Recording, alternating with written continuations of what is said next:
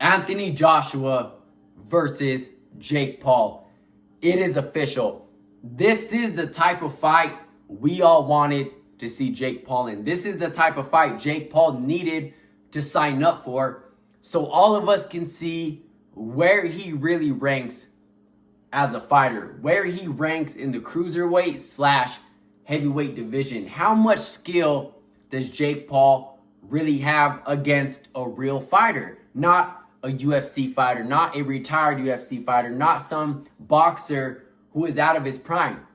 This is the fight, and let's give credit where credit is due, because this is a very, very risky fight for Jake Paul for the amount of experience that he has. Jake Paul has a little bit, over 5 years of experience in this game compared to Anthony Joshua.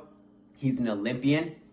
Anthony Joshua beats Jake Paul in every single category when it comes to this boxing game. I don't care if it's movement, I don't care if it's feints, I don't care if it's combinations, conditioning, size, power, the jab, just an overall skill set.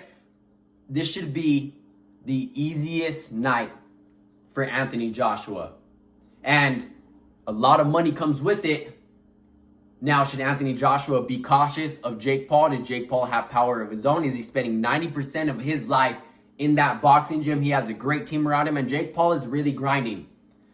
Yes, Anthony Joshua should still be cautious, but there is no way in hell that I see Jake Paul getting past Anthony Joshua. That is just my personal opinion. Like I said, Anthony Joshua hasn't beat in every single category, and this should be the easiest night slash money grab for Anthony Joshua in his career.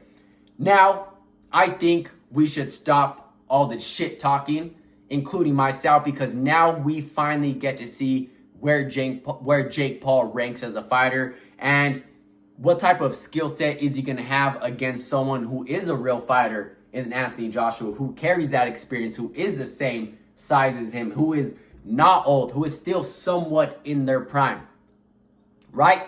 Who is one of the elite fighters in the heavyweight division in this generation. Now, a lot of people don't like Jake Paul just as a person, and a lot of people don't respect Jake Paul as a fighter yet, because, Jake Paul hasn't took that traditional boxing route through the amateurs, right? He came with his own platform. He came with his own money to put whoever he wants in the ring.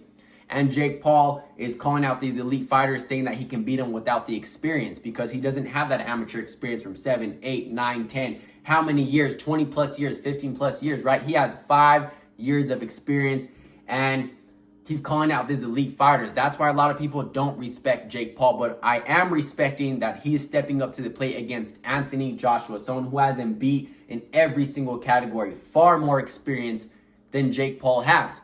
So that I will give Jake Paul credit, because this is the type of fight we have been pushing on him. While fight a real fighter, while you can beat a retired UFC fighter, you can beat a UFC fighter, you can beat a 45, 50-year-old boxer, but fight someone your size, fight someone in their prime, fight someone who is a real fighter. And that's exactly what we're getting. So let's stop all the shit talking. We're finally getting what we want from Jake Paul, and he's stepping up to that plate. So let's see how this plays out. Like I said, in my opinion, Anthony Joshua is going to run through Jake Paul. No excuses, if and buts or what's. This should be the easiest night for Anthony Joshua, but I believe he still should be cautious. You should be cautious with anyone you step in the ring with. Let me know what you guys think about this. I'll catch you guys in the next one. I'm out.